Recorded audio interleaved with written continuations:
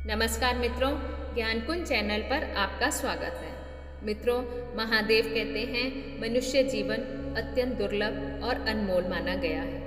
यह जीवन हमें सहजता से नहीं मिला, इसके लिए अनगिनत योनियों का चक्र पार करना पड़ा है। हिंदू धर्म के अनुसार 84 लाख योनियों के भ्रमण के बाद ही मनुष्य की योनि प्राप्त होती है। मित्रों, महादेव कहते हैं कि इस जीवन की विशेषता यह है कि केवल मनुष्य के पास ही सोचने और समझने की शक्ति होती है, जिससे वह अपने कर्मों को नियंत्रित कर सकता है। मनुष्य जीवन केवल भौतिक सुख सुविधाओं के लिए नहीं है, बल्कि इसे आत्मिक उन्नति और मोक्ष प्राप्ति के साधन के रूप में देखा जाता है। मित्रों, महादेव कहते हैं इस संसार में सभी जीव जंतु अपनी आवश्यकताओं की पूर्ति के लिए प्रयास करते रहते हैं, लेकिन मनुष्य अपने विचारों, कर्मों और धर्म के माध्यम से जीवन का उच्चतम उद्देश्य की ओर ले जा सकता है। यह जीवन अवसर है कि हम धर्म, योग, ध्यान, सत्संग और सदाचार का पालन कर अपने जीवन को सार्थक बनाएं। मित्रों, कहा जाता है कि समय अमूल्य है और मनुष्य का जीवन बहुमूल्य, उसका एक एक क्षण बहुमूल्य है। यदि हम इसे व्यर्थ के मोह माया में बर्बाद करते हैं तो यह दुर्लभ अवसर हमारे हाथ से चला जाता है। मित्रों, महादेव कहते हैं जो लोग इस जीवन को समझदारी से जीते हैं वह न केवल स्वयं का उद्धार करते हैं, बल्कि समाज और संसार के लिए भी प्रेरणा का स्रोत बनते हैं। इसलिए हमें इस दुर्लभ मनुष्य के जीवन का सदुपयोग करना चाहिए, ताकि हम अपने उद्देश्य को पहचान सकें और ईश्वर की कृपा प्राप्त कर सकें।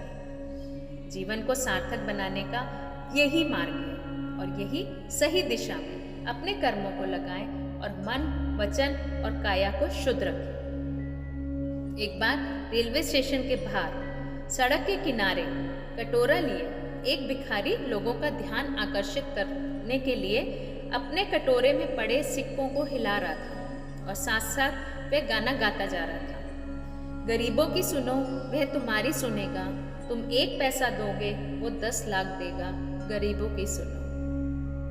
कटोरे से पैदा हुई ध्वनि और उससे गीत को सुन आते जाते मुसाफिर उसके कटोरे में सिक्के डाल देते थे। सुना था इस भिखारी के पुरखे शहर के नामचीन लोग थे। इसकी ऐसी हालत कैसे हुई, ये अपने आप में शायद एक अलग कहानी हो सकती है। आज भी हमेशा की तरह वे अपने कटोरे में पड़ी चिल्लर को हिलाते हुए गरीबों की सुनो, वे तुम्हारी सुनेगा वाला गीत गा रहा था। तभी एक व्यक्ति भिखारी के पास आकर एक पल के लिए रुका।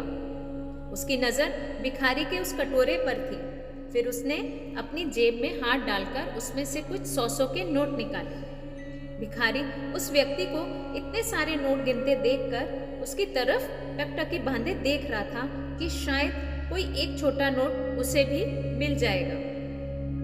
तभी उस व्यक्ति ने भिखारी को संबोधित करते हुए कहा, अगर मैं तुम्हें 1000 रुपये दूं तो क्या तुम अपना कटोरा मुझे दे सकते हो? भिखारी अभी सोच ही रहा था कि वह व्यक्ति दोबारा बोला, अच्छा चलो, मैं तुम्हें 2000 रुपये देता हूँ। भिखारी ने अचंभित होते हुए अपना वह कटोरा उस व्यक्ति को 2000 में दे दिया और उस व्यक्ति ने भी कुछ 100 के नोट उस भिखारी को थमाकर उससे कटोरा ले लिया और अपने बैग में डालकर तेजी कदमों से स्टेशन की तरफ बढ़ गया। अब इधर भिखारी ने अपना गीत बंद कर दिया और वहां से ये सोचकर अपने दूसरे रास्ते हो लिया, कहीं वह व्यक्ति अपना मन ना बदल ले और हाथ आया हुआ इतना पैसा मेरे हाथ से ना निकल जाए। और भिखारी ने इस डर से यह फैसला भी ले लिया कि वह अब इस स्टेशन की तरफ कभी नहीं आएगा, कहीं और जाएगा। रास्ते पर भिखारी खुश होकर यही सोच रहा था कि लोग हर रोज आकर सिक्के डालते थे, पर आज 2000 में कटोरा, वे कटोरे का क्या करेगा? भिखारी यही सोच रहा था।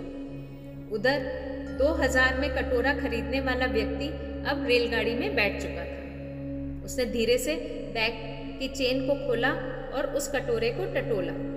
सब सुरक्षित था। वह पीछे छूटते नगर और स्टेशन को देख रहा था। उसने एक बार फिर बैग में हाथ डाला और कटोरे का वजन मापने की कोशिश की।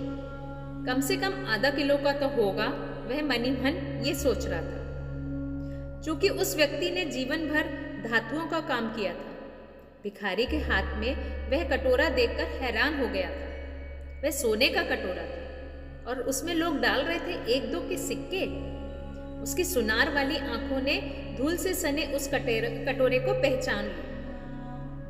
ना भिखारी को उसकी कीमत पता थी और ना सिक्का डालने वाला, पर वह तो जोहरी था, वह सुनार था। भिखारी 2000 में खुश था और जोहरी कटोरा पाकर। उसने लाखों की कीमत का वह कटोरा 2000 में जो खरीद लिया था। मित्रों, इसी तरह हम भी अपनी अनमोल काया की उपयोगिता को भूले बैठे हैं और हम इसे एक सामान्य कटोरे की भांति समझकर कौड़ियाँ इकट्ठा करने में लगे हुए हैं। मित्रों, यह इंसानी जन्म 84 लाख योनियों के बाद मिला है। इसे कृपया ऐसे ना गंवाएं। भगवान की भक्ति करके अपना जीवन सफल बनाएं। मित्रों, महादेव कहते हैं यह मानव जीवन बहुत ही दुर्लभ है। दुर्लभ होने के साथ साथ यह क्षणभंगुर भी है। इसलिए हमें यह अवसर बहुत जन्मों के बाद प्राप्त हुआ है और इस मनुष्य योनि के अवसर को हम चूक ना जाएं, इसलिए हमें ऐसी सतर्कता रखनी चाहिए। संत और महात्मा लोग भी यही कहते हैं, येन केन प्रकारेण मनः कृष्णे निवेशयेत्। हम हमेशा प्रयत्न करें कि किसी न किसी प्रकार से हमारा मन उस प्रभु से जुड़ा रहे।